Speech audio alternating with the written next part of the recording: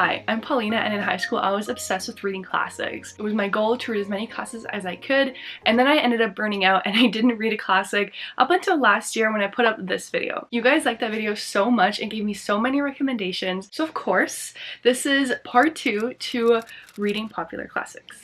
The first book we will be reading is the one and only Little Woman by Louisa May Alcott. I'm gonna be honest, I knew this book existed, but it was never one of the books that I planned to read up until I read My Brilliant Friend, where the main characters bond over their shared love of the book Little Woman. I'm currently 40 pages in and I'm really liking it. I'm so excited to read this book and just know what people are talking about and then add Little Woman to my never-ending list of movies to watch. It's such a vibe. And I can't lie, the ego boost of sitting on the train and just haven't read a classic in a while, do it in public especially. It's giving Roy Gilmore.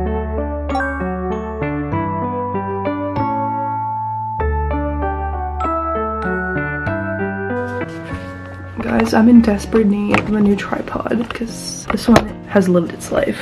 Okay, I don't even remember the last time I had updated on this book, and I don't even remember when I started this book because I'm in my final semester of my degree, so it's a little hectic. I'm currently in the last week of final season, so I've been reading maybe a chapter or two every night. I wasn't filming or anything because it was just me in my bed, nothing to see there. This book has been nothing short of amazing. I fully understand why this book is so beloved. It is the most wholesome and beautiful depiction of family, friendship, of having a sister, and it is so cute and I enjoy it so much, and I love picking apart all the relationships in this book and I have been enjoying it so much. But I have a goal. In a week I'm headed off on my grad trip and I would like to be finished this book by then.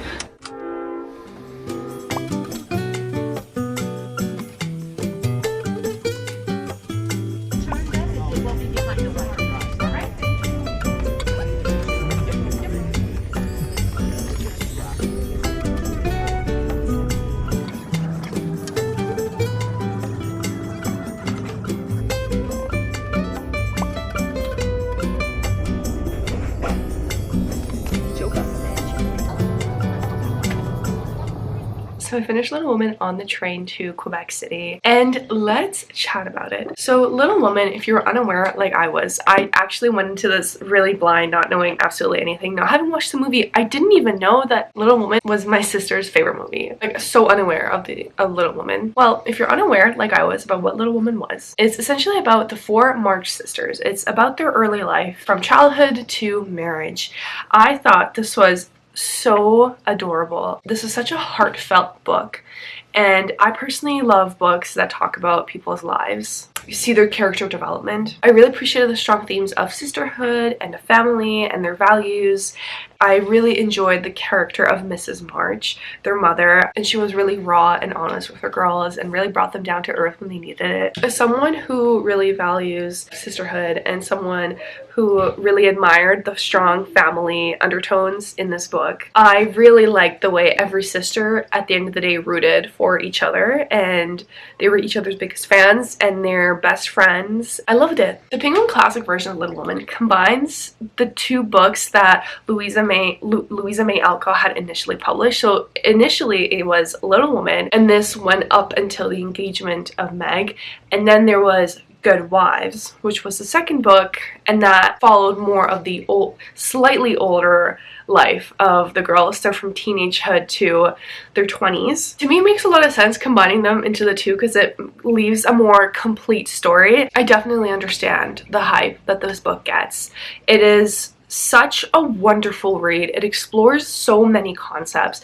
It is at times light and airy to read. Sometimes it does explore some deeper topics. For example, in the first part of the book, the girl's father is at war. Reading about them missing him was definitely pulling tears. It's a book that really brings you down to earth and reminds you what truly is important in life. And it's a book filled with wisdom at the end of the day, and I have a lot of respect for fiction books that teach you a lot of wisdom. I don't think it's a 5-star read for me. I think it's more of a 4-star for me. Really liked it. And that's a great start to this classics video. So after reading Little Woman, I did need a little bit of a palate cleanser before heading into the second classic of this video. Coincidentally, around that same time, Emily Henry's new book came out, so I did take a break to read Emily Henry's new book. I absolutely loved this book. I felt like I haven't been digging any of Emily Henry's new releases, so I did kind of go into the skeptical, but I'm so thrilled with what I ended up receiving in this novel. It does feel like a repackaged version of Beach Read, but nonetheless, I loved it so much. She got so many tabs. I've been thinking about this book ever since I read it. It was beautiful.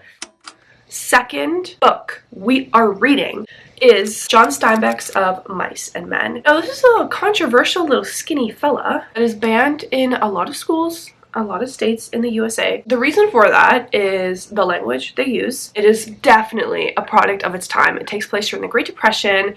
It has vulgar themes. They degrade women and people of color quite a bit in this book. It's supposed to be depressing and vulgar. I'm currently halfway through this book, and I agree with every single statement I have read on the internet so far about this book. Mice and Men, why did I choose it? Firstly, it's 90 pages long, and I just finished reading a 500-page book. So to be honest, if I read another 500-page classic, I fear that I would quickly fall into a reading slump. I did notice this book on a list of all the books Rory Gilmore has read, and I had bought it before knowing absolutely anything about it. So John Steinbeck, if you're unaware, is well known for Grapes of Wrath, which I have also not read, and this is another one of his well-known books. It essentially follows these two people, George, who is, I would argue, the main character, and then his really large friend, Lenny. Lenny, who is a very gentle creature who at the same time is described as being very large, is unaware of his own strength, but has a very kind soul,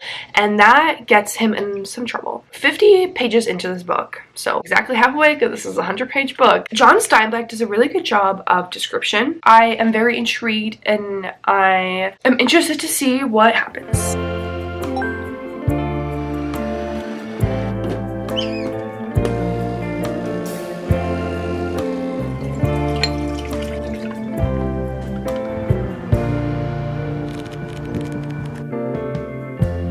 Lighten up, take me on your magic river. Tell me all your dreams align. Sign me up. Cut the cameras. I just finished Of Mice and Men. I enjoyed this way more than I thought I would have. And if you're someone who enjoys reading classics and you haven't read Of Mice and Men yet, I highly recommend. I feel like it left me with such a profound feeling, and it has left me with so many thoughts. Really, so many thoughts that it's giving thought daughter, if you know what I mean. This book really reads and feels like something that I would have read in high school and had to write a paper on. Now that I've finished this book, all I can think about is the different topics and different things I would have talked about and brought example to in my paper. The prominent theme in this book is loneliness and the lie of the American dream. It's about being misunderstood. It's about the way some people would treat other people just for the way they were born. I do think this is a very powerful book with a very powerful message, so don't be scared away by the controversy. Of course, it's a thing of its time, but it does come with a meaning at the end. Definitely not a fan of the way they treated women in this book, the way the characters, the side characters of this book treated.